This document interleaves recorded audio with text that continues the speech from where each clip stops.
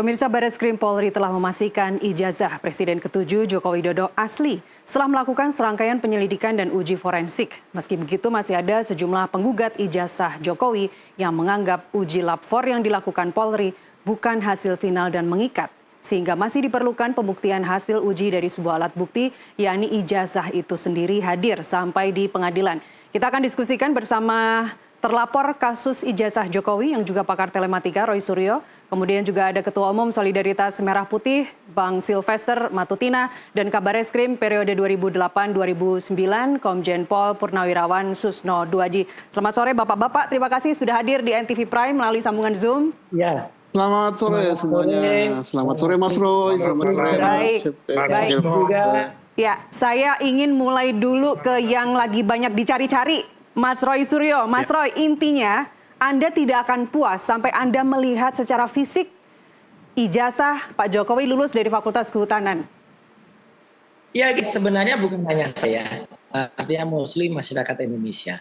Dan kalaupun kemarin misalnya Puslapor Bareskrim Mabes Polri itu menyampaikan dengan terbuka ya gitu, masih ijazahnya ditunjukkan, itu tentu saja pasti akan sangat berbeda respeknya, akan berbeda respon dari masyarakat terhadap apa yang terjadi sekarang. Jadi kami kurang satu langkah saja sebenarnya.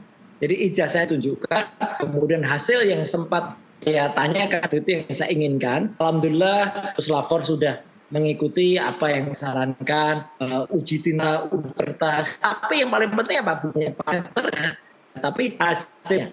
Dengan hasil itu saya kasih ini apa. Dan yang penting juga favorit itu mestinya saintifik ya gitu, ilmiah. Jadi misalnya kalau menguji kertas itu atau uji tintanya, karena dengan perasaan kemarin kertasnya diraba, kemudian dirasakan. Tapi apa yang sudah dilakukan oleh Puslapor Mabes Polri, Bareskrim Polri yang menurut Anda janggal? Apa yang belum dilakukan oleh mereka menurut Anda? Satu, ada dua sisi dari sisi teknis dan non teknis. Dari sisi non teknis, prosedurnya saya kira ini Jenderal Susno pasti akan bisa lebih mengerti. Ini demi citra baik, demi nama Kapolri ke depan. Kalau dilakukan dengan lebih proper, saya kira semua setuju. Hanya kayak dulu dalam kasus Jessica. Dalam kasus Jessica, misalnya CCTV itu direkam USB persisnya ditampilkan DNA kayak gitu. Jadi ini misalnya dilakukan, misalnya ditunjukkan ijazahnya ini, kemudian sampel pembandingnya ini. Kayak kalau misalnya kita lihat konferensi pers misalnya ada alat bukti narkobanya ini, kemudian nanti detailnya ini. Dengan demikian masyarakat benar-benar serahkan, saya hormat betul. Ada apa yang dilakukan, meskipun demikian yang penting saya tetap menghormati hasil dari Puslapor, tetap mengapresiasi. Hanya saja akan lebih baik lagi kalau kemudian kita sama-sama memperbaiki untuk lebih baik lagi. Saya tidak punya kepentingan apapun loh ya terhadap ini, karena saya juga bukan pelapor. Jadi biarkan saja kalau nanti masih ada yang akan meneruskan gugatan. Saya kan hanya berdasarkan ilmu pengetahuan dan ilmiah saja. Baik.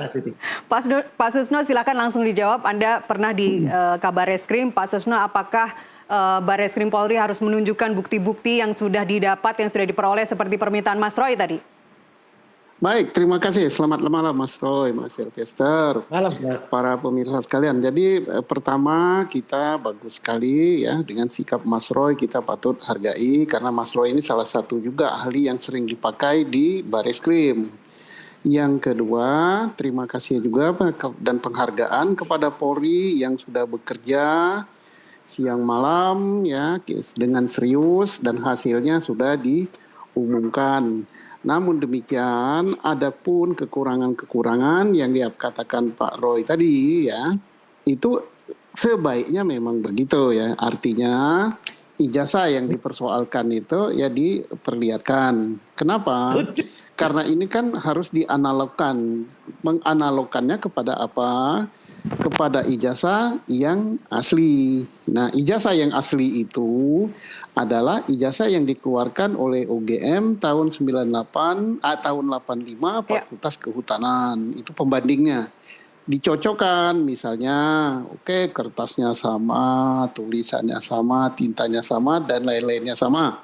Setelah itu dijelaskan juga bahwa dari hasil pemeriksaan itu perolehannya juga telah secara benar sesuai dengan ketentuan universitas. Dia betul daftar, betul diterima, betul terdaftar sebagai mahasiswa, ada buku induknya, kemudian hasil ujiannya ada dan sebagainya ada, wisudanya ada, keterangan daripada saksi-saksi juga ada. Jadi diumumkan terbuka bahwa dengan demikian dari perolehannya benar dan ijazahnya betul asli, dianalogkan dengan ijazah yang ada, maka artinya unsur pidana yang dilaporkan itu tidak ada. Baik, Pak Susno. Karena unsur pidana yang tidak ada, maka tindak pidananya atau laporannya dihentikan. Ya, gitu. dan tidak naik ke penyidikan begitu ya. Pak Susno, boleh saya simpulkan dari keterangan Anda barusan, artinya bukti-bukti fisik yang sudah dimiliki oleh Bareskrim itu harus ditunjukkan. Ijazah yang diperdebatkan apakah itu asli atau palsu, itu harus ditunjukkan secara fisiknya.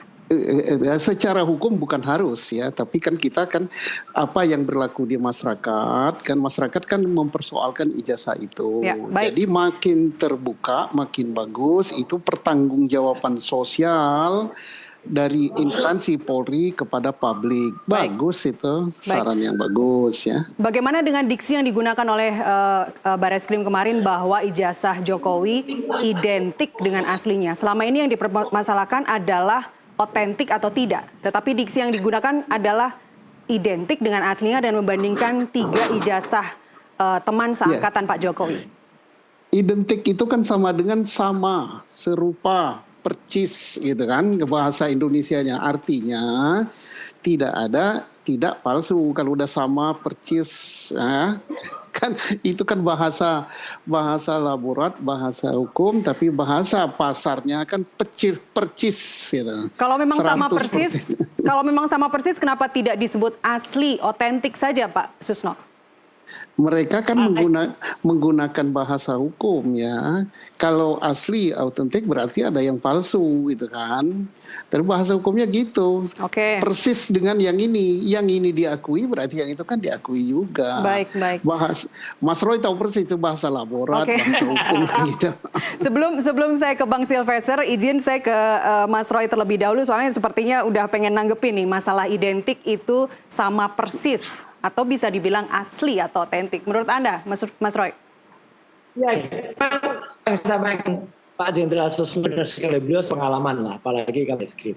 Ya, untuk menguji itu harus identik. Hanya saja mungkin yang kita inginkan adalah hasil kemudian sampel yang dikembangkan itu, asesmen juga, Tracer, Jaman Asli dan semua pemirsa Nusantara TV. Kalau saja ini lebih kalau dia misalnya adalah sampel pembanding itu adalah sama ijazah asli dan itu ditunjukkan clear, jadi artinya akan memang beriak dan tidak diragukan lagi, atau apa, atau hasil pembanding itu atau pembandingnya itu kemudian diuji juga dia otentikasinya. Jangan sampai kemudian ada pertanyaan ketika kemarin Mas banyak jangan-jangan nanti hasil yang dibagikan tuh kopian juga atau itu adalah tidak benar juga lah. Kalau benar tambah tidak benar identik juga. Tadi nyambung disampaikan Pak Jenderal Susno bahwa apa yang ditampilkan kemarin itu kan sebenarnya kan ijazah yang sudah scan kemudian sayangnya kalau saja yang di ground belakang itu Mbak Nastiti itu adalah ijazah yang benar, yang bukan fotokopi tapi itu dalam bentuk warna tulis dalam resolusi itu masalahnya nyata kemarin malah fotokopi yang ditampilkan dan malah hasil fotokopi yang putus suaranya. Iya, jadi sayang itu Bapak. Jadi itu yang mungkin ini lah bagi platform Pan untuk bisa pro lagi gitu. Itulah makanya kalau itu apalagi ditampilkan aslinya, analognya, ditampilkan bukti fisiknya, berawal itu. Baik, Bang Silvester silakan.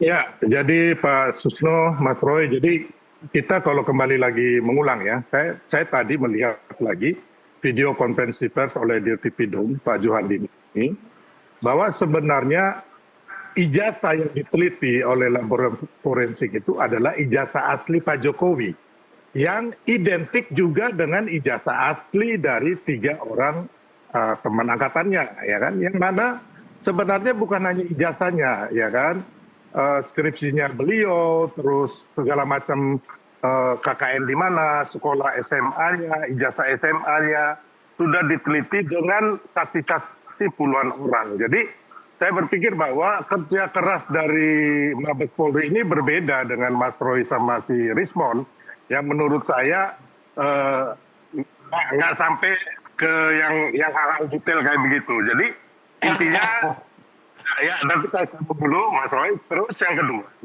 waktu kemarin, waktu konferensi pers, sebenarnya sudah ditunjukin di slide itu, ada fotokopi ijazahnya Pak Jokowi. Ya, terus yang kedua, ada ijazah asli Pak Jokowi di slide yang kecil yang dipegang oleh Pak Juhandini. Nah, ini yang masyarakat dan Mas Roy atau Pak Susno sekalipun atau semuanya, kita coba lihat ulang lagi di situ bahwa Pak Juhandini itu memegang ya kan ijazah asli Pak Jokowi di slide yang kecil. Jadi ada 2 slide itu di situ. Nah, jadi kalau menurut saya kita hargain Mas Roy. Hanya satu lagi, saya hanya membetulkan ucapan Mas Roy yang mengatakan bahwa ada orang waras yaitu Refli Harun yang akan katanya ini belum apa-apa nanti di sidang pengadilan. Saya bilang jangan ngaco ya. Bahkan menurut saya itu tidak waras karena begini. Ya, pengadilan jangan begitu Mas Roy. Ini penyesatan kepada publik ya. Yang ada pengadilan yang 2 di Sleman maupun di Solo besok ini juga ditolak atau NO karena nggak punya legal standing. Bahkan yang akan nanti diteruskan itu Mas Roy harus siap-siap dengan jutaan pengacara untuk di Polda Metro Jaya. Kenapa? Unsur-unsur 310, 13 dan 311 Undang-Undang ITE pasti menjerat Mas Roy. Jadi menurut saya daripada Mas Roy ya kan mengalihkan isu-isu ini ya kan lebih baik ada pintu yang di Polda Metro Jaya. Nanti saya kasih kesempatan Mas Roy untuk menjawab. Tapi kita break terlebih dahulu. Pak Susno, Bang Silves, dan Mas Roy, kita kembali usai jeda. Tetaplah bersama. Pembela ulama dan aktivis Egy Sujana. Ya pemirsa, saya masih bersama terlapor kasus ijazah Jokowi yang juga pakar telematika Roy Suryo, kemudian juga ada Ketua Umum Solidaritas Merah Putih Sylvester Matutina dan Kabareskrim periode 2008-2009 Komjen Pol Purnawirawan Susno Duaji. Namun sebelum kita mulai atau lanjutkan dialog, kita simak terlebih dahulu pernyataan Presiden ke-7 Joko Widodo terkait ijazahnya yang asli atau palsu. Bapak asli sendiri tanggapannya seperti apa Bapak? Ya memang asli. Dengan sudah dibuktikan dari Bareskrim sendiri, harapannya seperti apa Pak? Karena memang beberapa masih belum puas dengan hasilnya itu. Kalau saya melihat di Bareskrim itu kan sangat detail sekali ya. Membandingkan ijazah asli saya dengan ijazah asli teman-teman saya ada. Kemudian juga foto-foto waktu KKN ada, foto-foto waktu wisuda ada semua. Kemudian foto-foto waktu naik ke gunung ada semua sebagai makalah. Ya sudah saya sampaikan ya, sebetulnya kan saya sedih kalau itu berlanjut ke tahapan berikutnya. Tapi ya supaya sekali lagi supaya gamblang dan jelas itu nanti ijazah asli akan saya buka di sidang pengadilan. Baik, ijazah asli akan dibuka di sidang di pengadilan nantinya. Saya ke Bang Silves terlebih dahulu. Bang, emangnya teman seangkatan Pak Jokowi di Fakultas Kehutanan itu cuma ada 3 yang ijazahnya masih ada?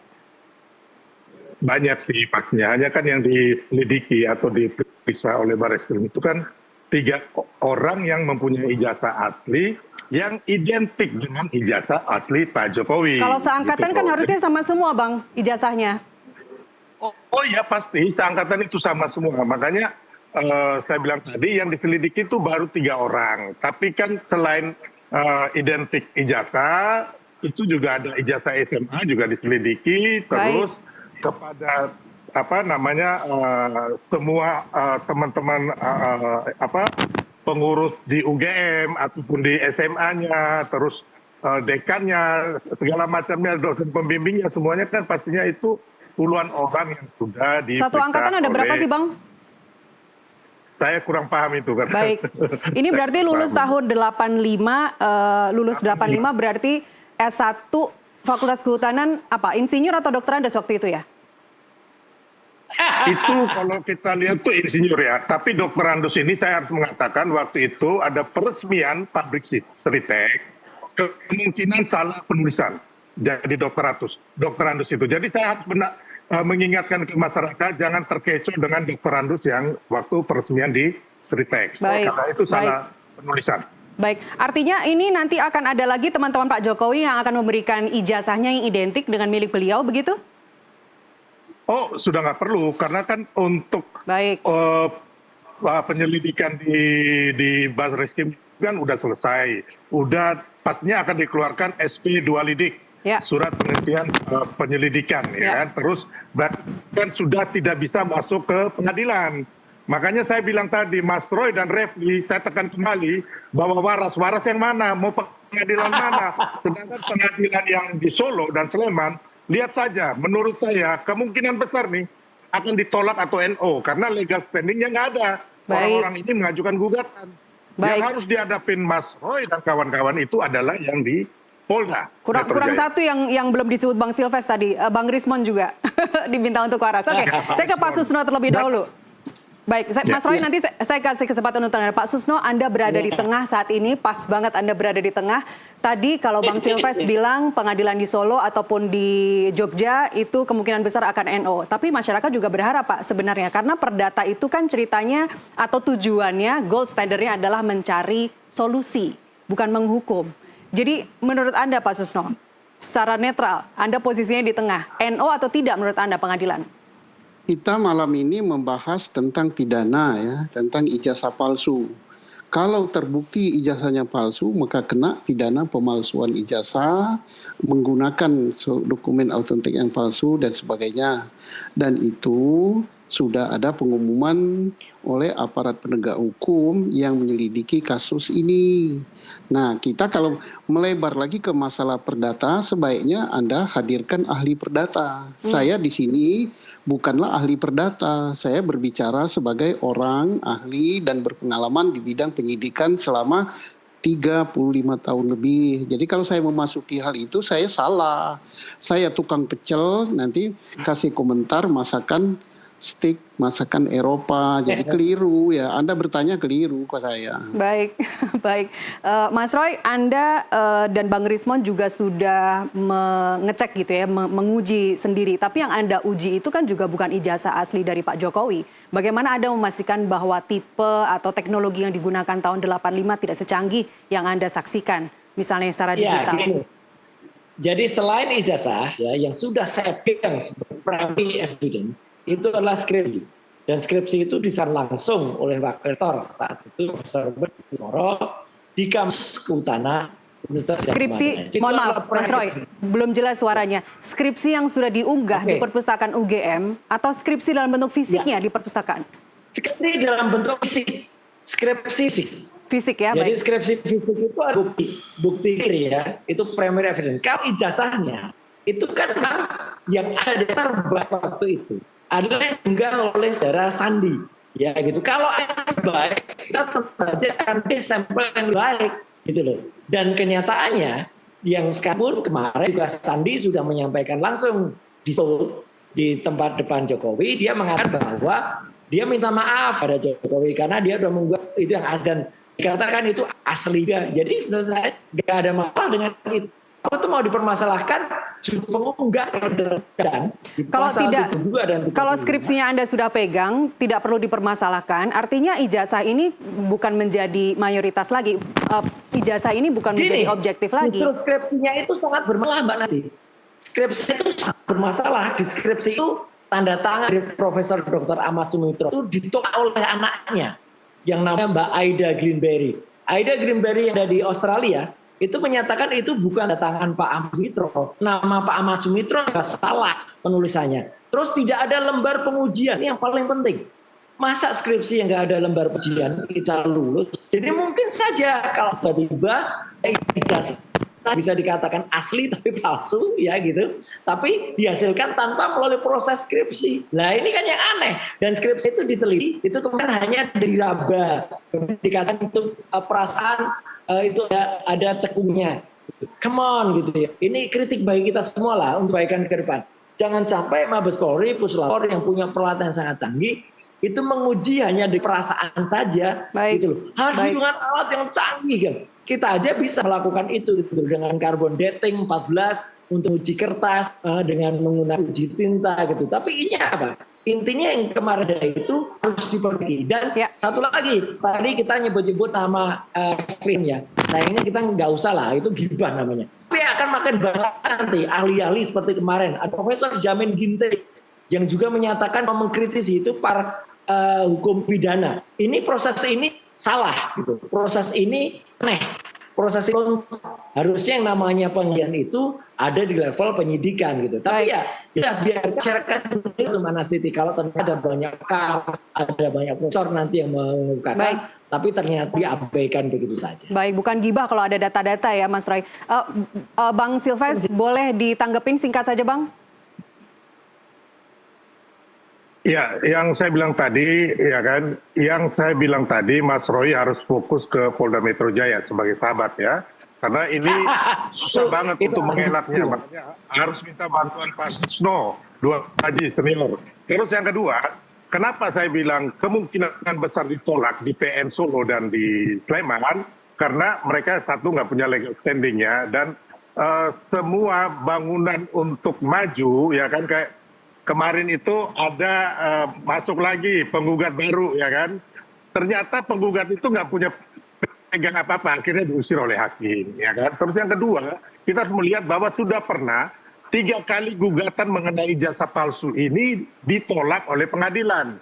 2 ditolak di pengadilan, yaitu di PN Solo juga dan PN Jakarta Pusat, dan 1 di Petun itu dicabut ya oleh Hatta Taliwang, oleh Bambang Tri. Jadi kita hanya melihat dari hasil yang ada sebelumnya, bukan saya sok pintar atau menjadi Tuhan atau kamal, tidak.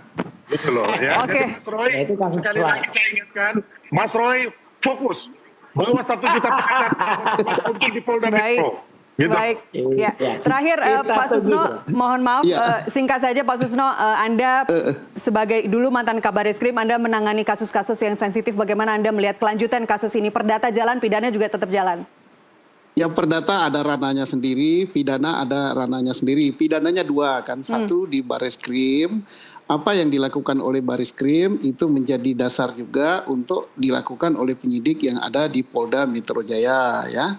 Nah, apakah penyidikan terhadap pencemaran nama baik dan tindak pidana ITE itu terbukti? Mari kita lihat. Tadi kalau Pak Silvester sudah membuat itu bukan ramalan tapi prediksi hukum yang dikemukakan. Saya kira Pak Roy pun sudah bersiap-siap. Mari kita lihat. Ini apapun yang terjadi ini bagus sekali ya, bagus sekali untuk publik belajar tentang hukum pidana, hukum perdata, dan juga tentang ada gugatan tata usaha negara. Nah, kemudian pelajaran apa? Ini pelajaran yang terbaik bahwa kita di dalam menganalisa sesuatu harus berdasarkan sesuatu yang asli. Nah, jadi mari kita lihat ini bagus gitu.